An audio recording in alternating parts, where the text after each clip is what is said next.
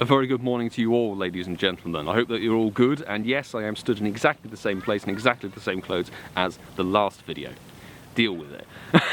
What I wanted to do is I actually wanted to address some of the negativity and the points that people have been reiterating about, the Machop Community Day and the recently announced February Roselia Community Day. Actually, having been the person who ridiculed Niantic on social media and everything very, very recently, and obviously I did some sketches, I hope you all enjoyed those. Having had a bit of time to reflect on it, actually, these com days, yes, there are negative points, but actually, they're a pretty good halfway house for a lot of players. So we're going to dive into why I think they're actually a bit better than 2020's Community Day selection. Let's begin with the negative points. Obviously, Machop Shiny has been out at this point for just under 2 years, so it's not a new Shiny. Roselia has been out since 2018 summer, so that Shiny's been out for nearly 3 years. I don't have a Shiny Machop, so I'm going to get my first one. I got my first one this weekend. Sorry, I'm recording in the past and putting in the future. Roselia, I have a healthy amount. I've even managed to get some during grass type events and Gen 3 events and things like that, so it's not a rare Shiny. That's about the only negative point really on these whole com day selections, and I feel that people are attacking that point with serious vigour, and I include myself in that. I hold my hands up and say I have been doing that. But there are far more positives, and we're going to jump into those now. The first positive point is that both of these Pokemon, Machop and Roselia, their evolved forms are extremely good raid meta attackers. They both are in their typings. Machamp has always been a very, very good fighting type. It was a top tier fighting type until very recently when Conkeldurr and Lucario kind of blew it out of the water. But with this com day, anybody who's been struggling to get a good IV Lucario or a good IV Timber, and obviously the candy grind for those is pretty intense, this is going to be your best opportunity to stock up on a very, very good fighting type Pokemon, get a lot of candy for it. The Triple Catch Stardust should have helped you, and you should have a very good fighting type team. And honestly, having a very good fighting type team in Pokemon Go is a key thing, because fighting types sweep a lot of the very heavy other meta big Pokemon like Dialga and I don't know, Kyurem Black and White form whenever they come out. Machamp and fighting types have got a very, very good place in this game. Kind of similarly with Roselia and Roserade. Now Roserade, it maxes out at some incredible CP. I haven't actually ever maxed one out. I've never got a properly good IV one. So hopefully this Community Day I should be able to actually cap that off and get a hundo. With Razor Leaf, and I think it can actually learn Grass Knot with an Elite TM, it's incredibly good at DPS. It's a very, very heavy DPS grass type attacker, and it does I think it maxes out like 2900. A level 51 is going to be even higher than that. Both of these Community Days, Roselia and Machop, they're going to give you the ability to build up a good raid team of both grass and fighting types, and that's something you didn't have to do for the 2020 Community Days apart from Rhyperior.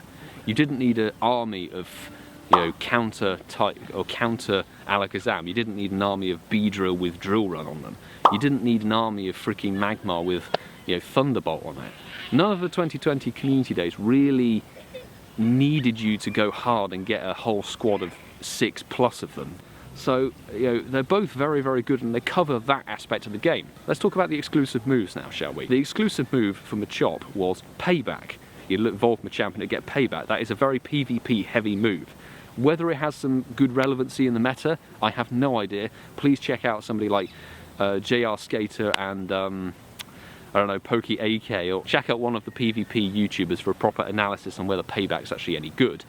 Likewise with Roselia. Roselia is actually the first Pokemon to get 2 exclusive moves in one day.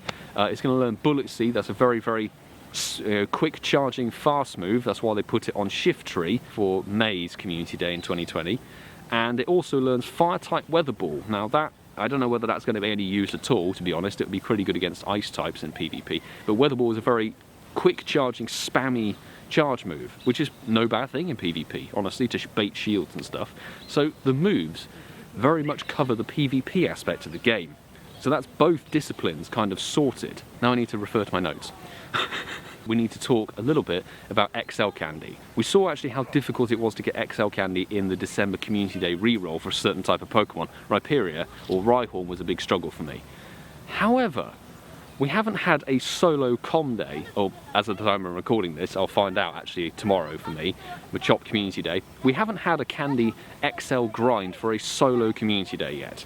So Machop and Roserade, or Roselia, are going to be the very first Pokemon that you're going to be able to grind hardcore in a 6-hour window and get as much XL Candy as you possibly can.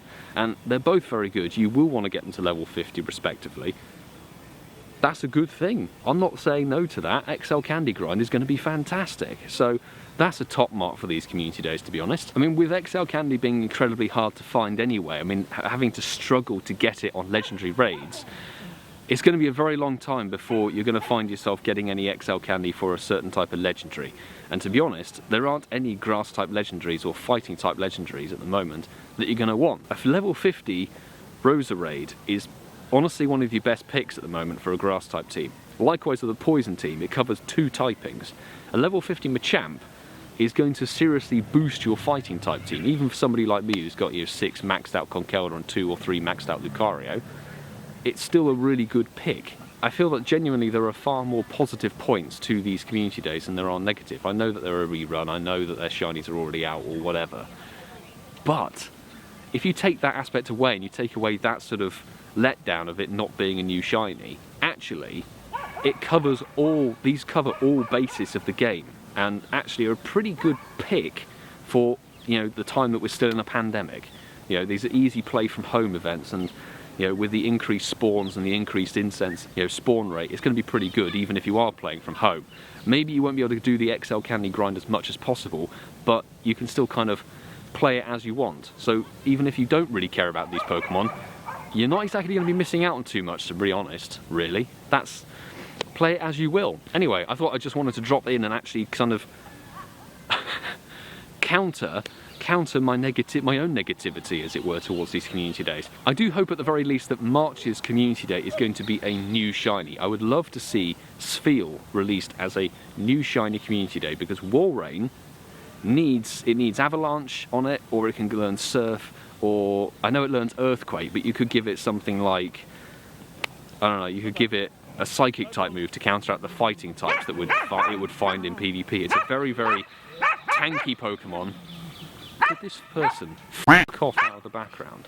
Yeah, I would like to see some new shiny picks. There are some very obvious candidates. You need to balance this, Niantic, with a new shiny family compared to an old shiny that gets a new PvP move and is also a good raid attacker. And talking about the future of community days, I've been having a chat with a few people, and to be honest, I know that we all rampaged at Niantic when they announced Charmander Community Day, and it was a big divide in the community. People were like, oh, I can finally get shiny Charmander because I didn't do the 2018 Com Day, and some people were like, why are we having a second community day for a Charmander that's already had a community day and been in loads of events and stuff? But its second community day did bring typing coverage move. It got Dragon Breath, which was to help its Mega Charizard X form get a full Dragon type moveset. It's still not overly brilliant, but hey, thinking on that, there are a lot of past community days that have a dual typing and could have, theoretically, even during this pandemic phase, pandemic kind of play from home event, is probably the best time to release a repeat community day. There are a couple I wouldn't be too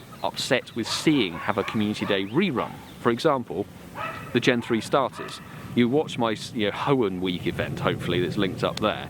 The Gen 3 starters are all extremely good. They all are a dual typing, and they all get a Mega Form. So that kind of ticks all bases. They're all extremely good. They're all useful in PvP. They're all useful in raids. Those 3 would be a brilliant pick. You could rerun Metagross, or you could rerun, Bagon with, Salamence learning Fly. There's a lot of other mons that have a dual typing that could have a new exclusive move to benefit their other typing. Sceptile could get Dragon Breath because its Mega Form is a dual type of Grass and Dragon. Swampert, for example, could learn Earth Power or something to give it a better ground type charge move. Just a thought. Bagon learning Fly for Salamence, that would be another one, and maybe Metagross could learn either a off-brand kind of PvP move, or it could learn maybe a better Psychic type move than Psychic. Maybe it could learn Psyshock or Psybeam or something more spammy. I don't know, I don't work for Niantic, I haven't really played the main series games, I don't know what's possible. But there's just some ideas. And the other point actually is that any repeat community day, from now on, you're going to have the Candy XL grind. So to be honest, they could even just do a rerun of all of the community days and people would be, yes, kind of pissed off to start off with, but the Candy XL grind is extremely, extremely useful. And I would go ham for any of the seriously good past community days. I would even take Slack off, just for a laugh. That would be hilarious to me. Do let me know in the comments what you would think of a repeat community day and what Pokemon you would like to see have a potential community day. Are you focused on the new shiny? Are you a PvPer? Or would you want to see raid attackers make a comeback like we had in the past, Rhyperior and, you know, Beldum and all that sort of thing? With that, I'm going to say thank you very much for watching, everybody. Please do make sure to subscribe if you are new with the notifications on, and of course smash the like button if you enjoyed the video. And yeah, let me know in the comments what your thoughts are on the direction community days have gone. Do you think that you agree with my points now I've kind of laid them out, or do you think I'm talking a load of bollocks? And with that, I will see you all in the next video, everybody. Take care.